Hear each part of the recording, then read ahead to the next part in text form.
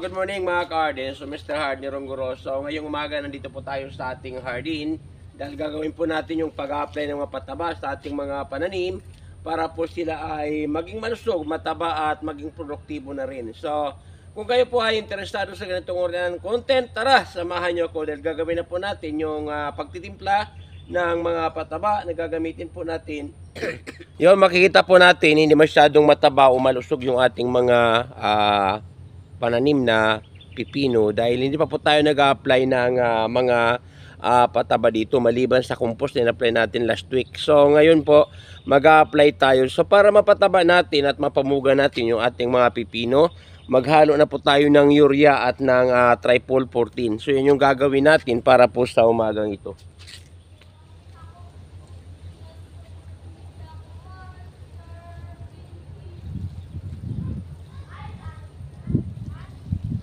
Ngayon po mga ka-Hardin, so magdidilig na po tayo nitong ating mga pananim po na pipino. Sisiguraduhin po natin na pagkatapos po ng isang linggo, so tataba na po yung ating mga pananim na pipino at tuloy-tuloy na po sa pamumunga.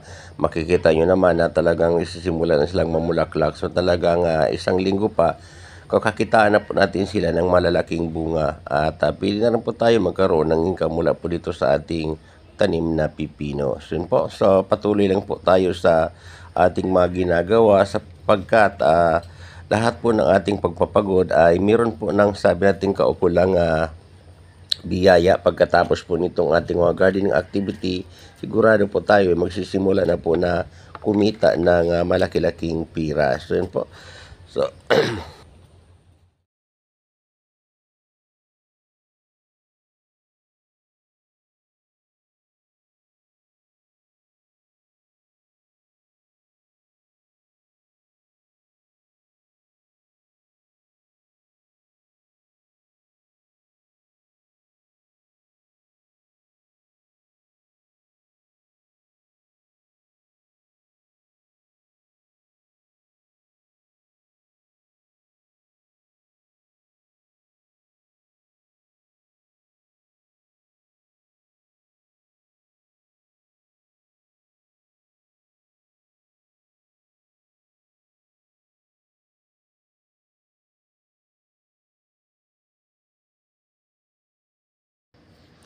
ngayon naman mga ka-Hardin, dito na po tayo sa ating kalabasa plantation. Makikita nyo po tumataba na po yung ating mga pananim na kalabasa at nagsisimula na rin pong gumapang dito po sa ating ginawa na trellis o pagapangan.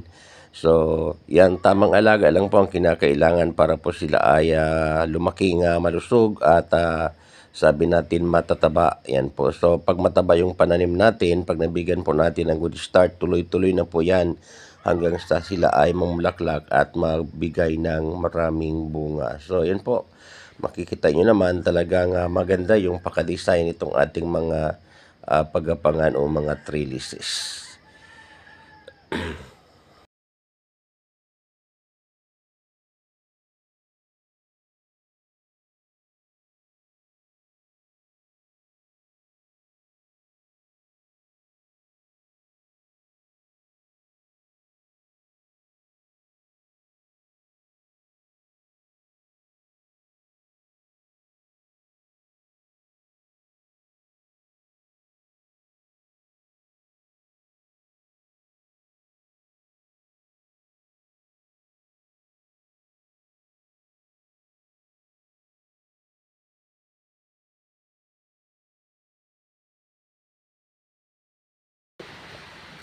Ngayon po mga ka-Hardin, nandito na po tayo sa ating eggplant plantation at mag-aabono na rin po tayo para po lumaki na rin po yung ating mga pananim na mga talong. So yan, idinidilig lamang po natin, foliar po itong ating fertilizer.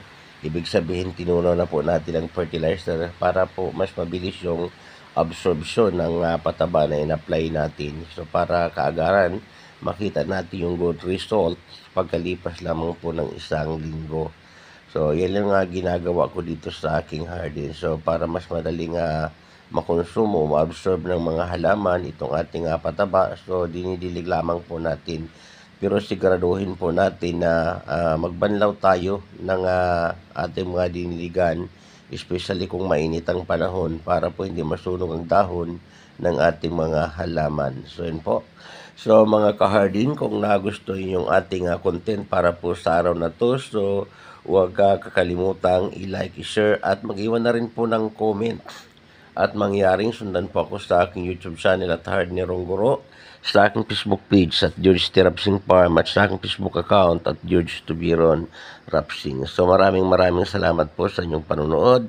Kita-kita po tayo uli para sa susunod na mga bidyong aking i-upload. Sa muli, ito yung inyong Hard ni Ronggoro na nagsasabing thank you so much for watching.